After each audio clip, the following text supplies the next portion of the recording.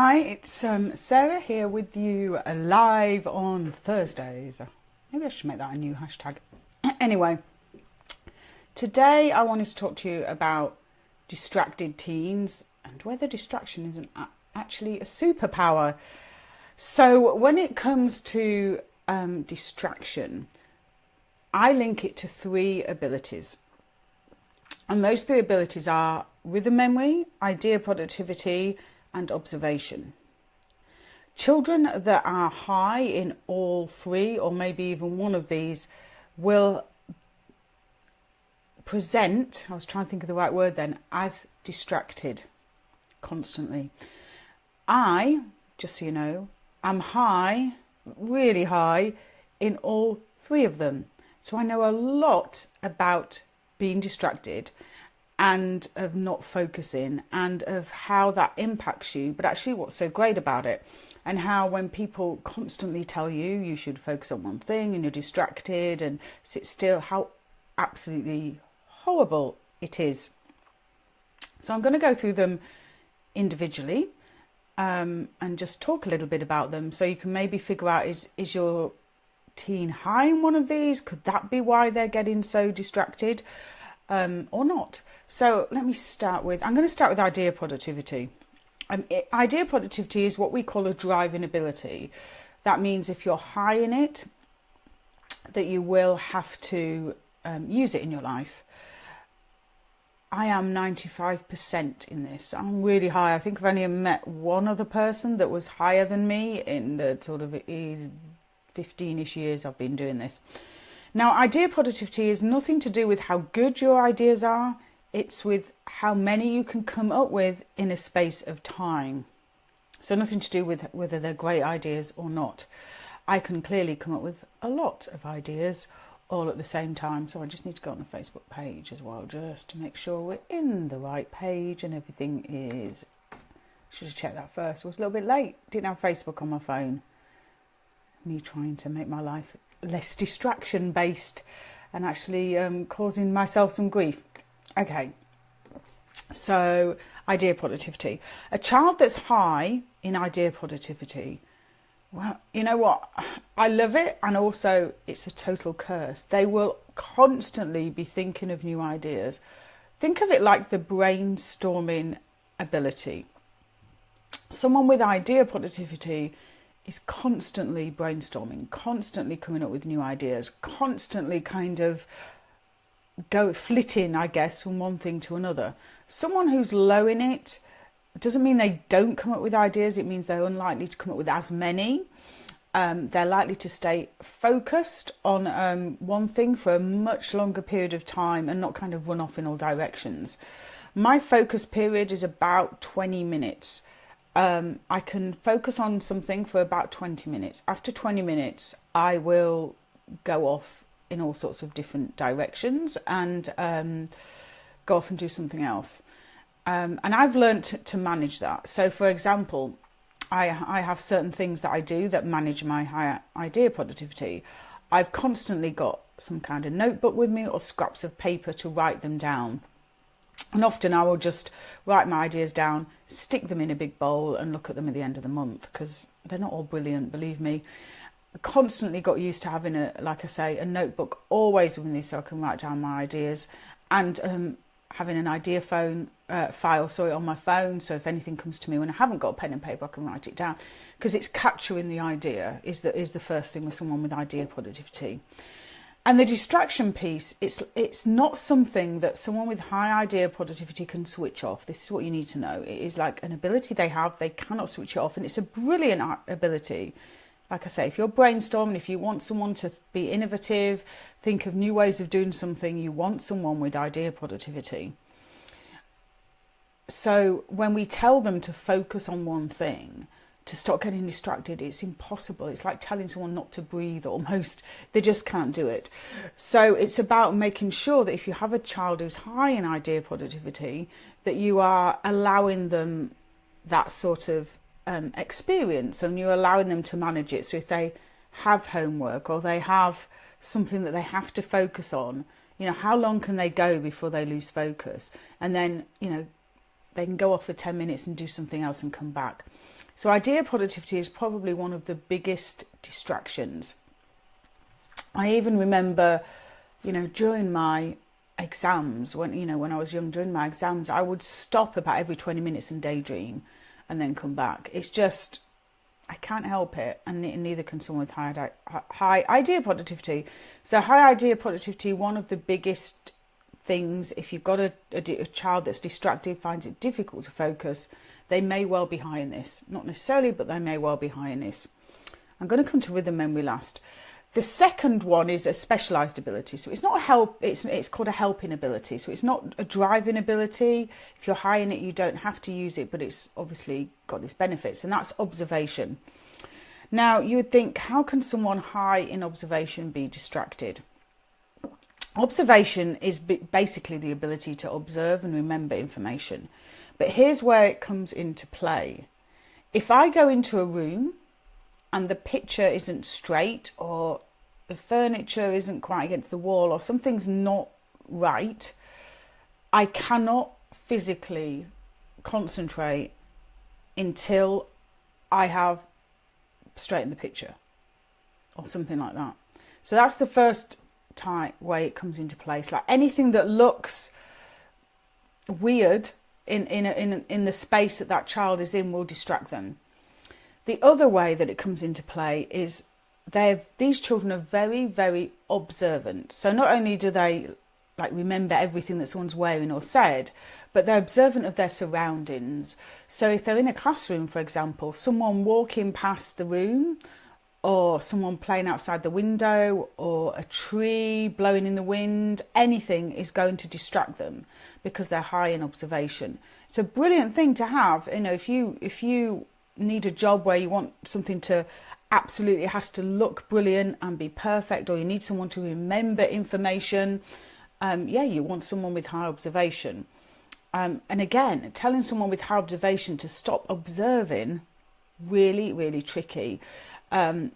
So what I learned to do as a child, and what I work with the young people on now are high in this, is observing without distracting others.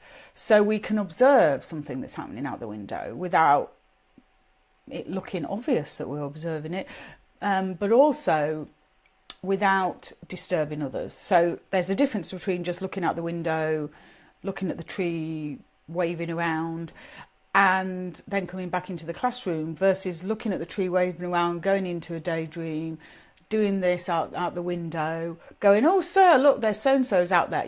There's a difference. So it's about teaching your child to observe without becoming distracted. Hi Alice, I'm talking about distraction, and the three things that your child could be high in an ability that's causing distraction. I'm on the third one, so you may have to listen to the others. One of them is idea productivity, and one of them is observation. And obviously, Alice, you will know soon exactly if your child's high in any of these. So yeah, if they're high in observation, they will become easily distracted by things. So for example, as an adult, it still happens, I can't switch it off, but what I will do is, if I'm going into a new room, for example, or a space I don't know, I will go in there at least 5 to 10 minutes before whatever is about to take place. And the reason I do this is I can observe the room, see what might distract me, see what might take my attention away, see if there's anything I need to, move, like a wonky picture, and get myself familiar with the surroundings of that place. Because if I don't, what will happen is I will come in and I'll be so busy observing what's going on that I won't concentrate. So I have to give myself that extra time. If I'm around big groups of people, the same thing. I have to give myself a time where I sort of come into the room and observe everybody and know what everyone's wearing, because I just constantly trying to remember everything that's in a space because I'm high in observation. So stop making your child wrong if they're looking out the window, or intrigued when someone's walking past the window of the house or the door of the classroom. Because some kids it won't bother them at all if they're low in observation. If they're high in observation, it's almost like they have a different set of glasses on, and they're not just looking at what everyone else is looking at. they are looking at the bigger picture, like really observing everything that's going on.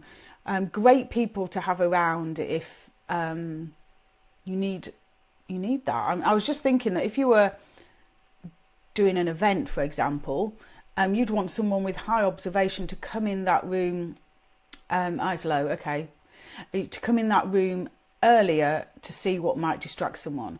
Someone who's low in observation or mid-range doesn't mean they don't observe. It means they just don't observe enough. They won't necessarily recall as much information as somebody with high observation. However, they're probably going to be able to concentrate a little bit longer for longer periods of time. The other two, Alice, to look at is idea productivity and rhythm memory.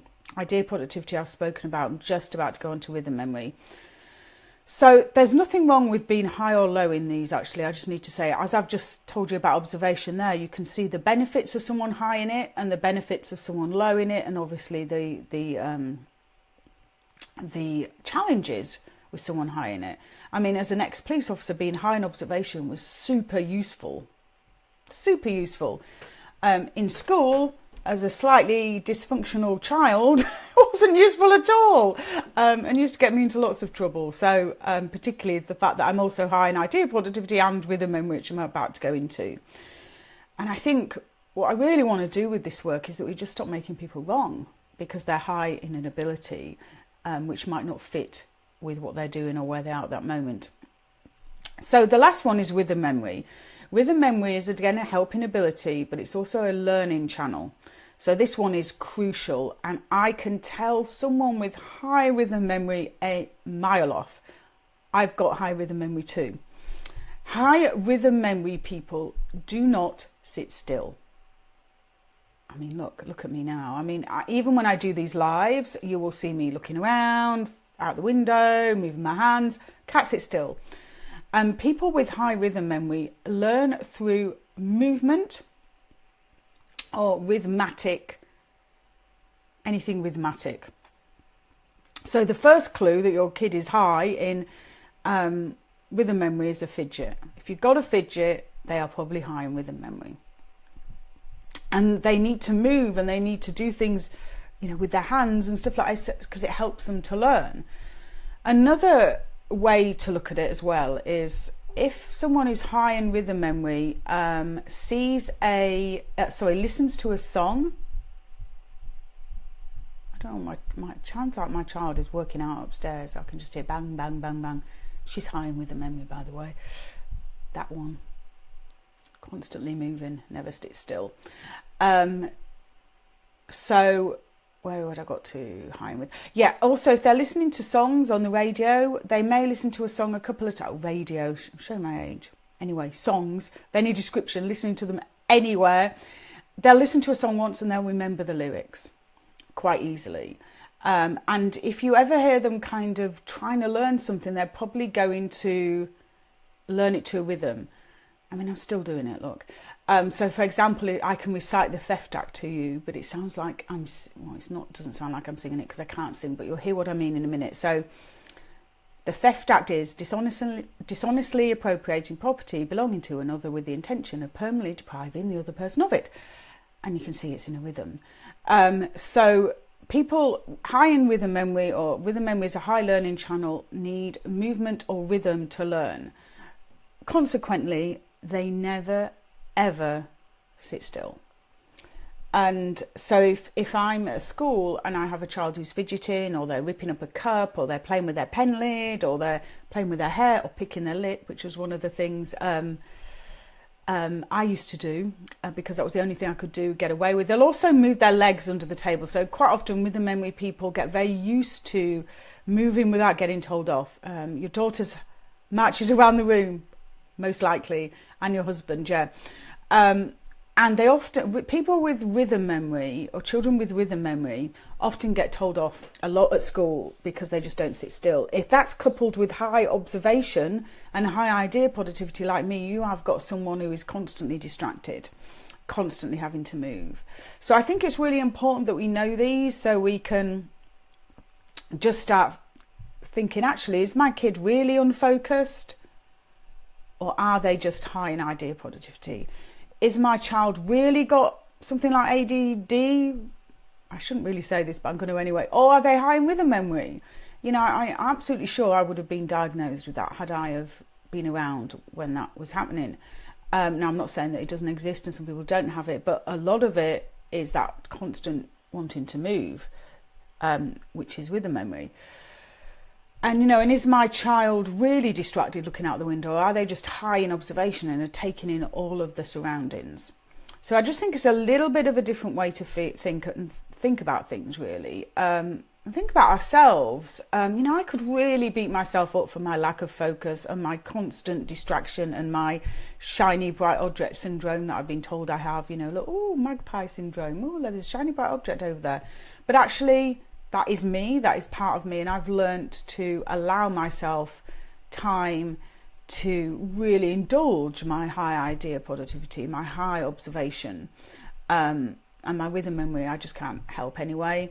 So, you know, for example, if I, you know, look at Instagram, yeah, we judge against certain criteria. You're so right, Alice, without checking in first that the criteria actually makes sense. Yeah, you know, I mean, if I look at Instagram, I mean, for me, Instagram allows me to really use my idea productivity and use my observation, which is probably why I love it so much, because I get to, and it allows me to use another ability, which I might tell you about later, but not today, another one. And, you know, and if I'm taking a picture and a book or something isn't straight, oh my God, it just drives me mad. Whereas someone that wasn't so high in observation wouldn't bother them so much at all. So, yeah, schools are really, really bad, particularly with these abilities, because they are very distracting abilities. And a child will seem very chaotic, very unfocused, and will look like, in essence, they can't achieve anything, which is not true at all. And particularly with the memory people. I mean, I used to get told off constantly at school because I could never, ever stop moving. And like I say, the only thing I learned to do was pick my lip or bite my lip, because I didn't get told off for it. And it actually bled all over my biology exam, that bad. Yeah, so they do, she's definitely working out, I can hear her. See, with the memory people love to exercise and work out and walk and move, really helps them. So a lot of them will you know, can't survive very well if they don't do that at some point during the day. So there we go. Is your teen distracted, or do they have a superpower? I believe most distracted teens actually have a superpower. And I think focused teens have superpowers too, but it's just they never, I don't know, no one has ever told anyone off for being too focused. I don't know. Not that I'm aware of. Isn't that interesting? That, you know, if we comply and we can be controlled and we look like we're doing what we're supposed to do, we never get judged. But if we're slightly different, then we do. So yeah, if you've got a child like me, high in idea productivity, high in observation and high in rhythm memory, school is a challenge. But they've also got superpowers, and it's all cool. They can end up doing very cool stuff. So I'm going to go now. So I feel like I'm just yabbling on. I will be back next week. Might not be Thursday next week. It might be Wednesday. But I'll tell you about that. And then I'm going to the States for 6 weeks. I don't know. I probably will still do lives, but they may be a bit sporadic. I don't know. We'll see what happens. So any questions, please leave them for me. And I look forward to seeing you all on my... No, not on my return. Next week. See? Distracted all the time. All right, take care. Bye.